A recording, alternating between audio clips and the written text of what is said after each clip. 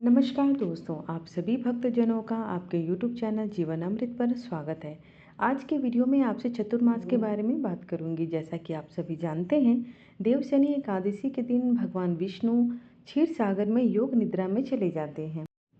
तब से चतुर्मास प्रारंभ हो जाता है। आप अगर किसी विषय पर कथा या उससे जुड़ी जानकारी जानना चाहते हैं तो मुझे कमेंट बॉक्स में ज़रूर लिखें, क्योंकि ये चैनल आप ही का है। कि वीडियो में आपको अगर पसंद आए तो सब्सक्राइब जरूर करें, और इतनी मेहनत से जानकारी इकट्ठा कर आप तक पहुंचाने के लिए एक लाइक तो बनता है। श्रावण मास में श्रावण मास महात्म्य 12 ज्योतिर्लिंग की कथा और जो भी व्रत उस दौरान पड़ेंगे उन सब की वीडियो आपको यहाँ मिलेगी। तो जुड़े रहिए और ऐसे ही अपना प्यार और आशीर्वाद बनाए रखिए। धन्यवाद। तो चतुर्मास यानी 4 मास भगवान विष्णु निद्रा में होंगे और उस समय केवल भगवान शिव अर्थात में हमारे भोले भंडारी पालनहार का कार्यभार लेंगे।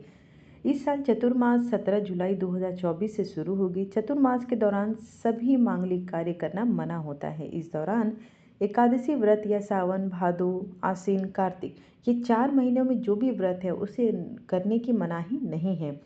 चतुर्मास में दान करना अति शुभ माना गया है। गरीब लोगों को चप्पल, जूता, कपड़े, धन, अन्न, कपूर का दान बहुत महत्वपूर्ण है। इन चीज़ों का दान करने से मान्यता है कि भगवान भोले भंडारी प्रसन्न होते हैं। जातक के सभी कार्यों में सफलता मिलती है। पुण्य फलों का फल संचय करने का यह मास सबसे अच्छा कहा जाता है। चतुर्मास के दौरान भगवान विष्णु के समक्ष खड़े होकर पुरुष सूक्त का पाठ और ओम नमो भगवते वासुदेव का देवाय का जाप करना अति लाभप्रद माना गया है। पद्म पुराण और स्कंद पुराण में वर्णित है कि चतुर्मास में किया हुआ व्रत, नियम, साधन, भजन आदि अक्षय फल प्रदान करता है। तो आइए आपको चतुर्मास के व्रत नियम बताती हूँ, फिर उस उपवास कैसे करें, क्या कौन कौन सी चीज़ें नहीं करनी चाहिए, आपको समस्त जानकारी मिलेगी। गुड़, पान, शहद, साग ये चीज़ें त्याग से मनुष्य को पुण्य फल की प्राप्ति होती है। दूसरा, दूध दही छोड़ने वाले मनुष्य को गोलोक की प्राप्ति होती है। पलाश के पत्तों में किया गया एक बार का भोजन त्रिरात्र अर्थात 3 रातों का जो उपवास होता है उसका फल उन्हें प्राप्त होता है। इसके साथ ही चंद्रमा जिस प्रकार बढ़ती है और जिस प्रकार घटती है उस हिसाब से भोजन लें। फिर उससे पहले बढ़ते क्रम में लें, फिर घटते क्रम में लें। इससे बड़े बड़े पातकों का नाश करने वाला यह पुण्य फल प्रदान करता है। पृथ्वी पर बैठकर हमेशा आहुति देकर मौन पूर्वक भोजन करें। इससे करने से मनुष्य 5 पातक निश्चय ही नष्ट हो जाते हैं। पंचगव्य का पान करने वाले को चंद्रायन व्रत का फल प्राप्त होता है। चौमासे में भूमि के ऊपर शयन करने पर भी उनको बहुत ही लाभ मिलता है। चतुर्मास में ऐसा माना जाता है कि जो लोग एकादशियों का व्रत करते हैं वो महापुण्यदायी बनते हैं। और ऐसा भी कहा जाता है कि चतुर्मास में आंवला रस मिश्रित जल से नहाने से नित्य महापुण्य की प्राप्ति होती है। साथ ही शिव परिवार की पूजा बहुत ही लाभप्रद और है।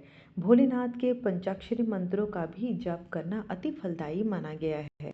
आइए अब आपको बताती हूँ कि चतुर्मास में किन चीज़ों को नहीं करना आपके लिए बहुत लाभप्रद होता है। जैसे कि सावन में साग, भादों में दही और आश्विन में दूध तथा कार्तिक में दाल व करेले का त्याग।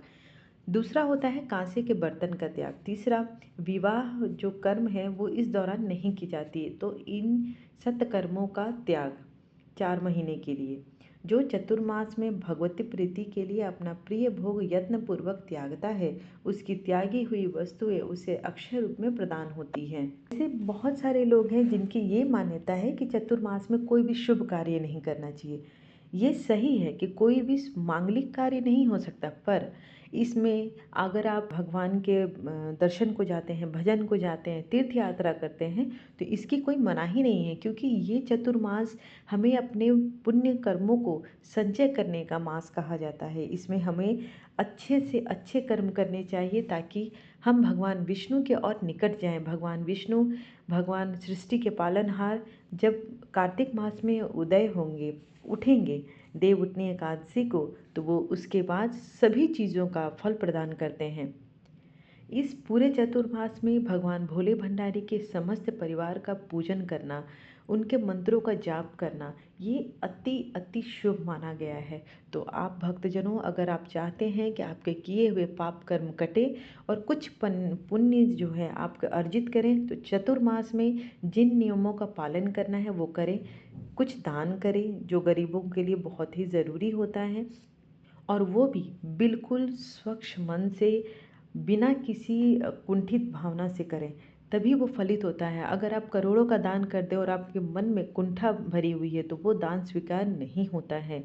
तो आप जब भी दान करें, स्वेच्छा से करें, खुश मन से करें। सुबह उठकर प्रातः स्नान करना, भगवान को पूजन करना, गौ की सेवा करना, ये समस्त कार्य हम इसमें करते हैं ताकि हम ज़्यादा से ज़्यादा पुण्य को अर्जित कर सकें। मैं इतना ही, कल मैं आपको चतुर्मास की कथा क्या है इसके बारे में जानकारी दूंगी, तो बिल्कुल जुड़े रहिएगा, चैनल को सब्सक्राइब करिएगा। धन्यवाद।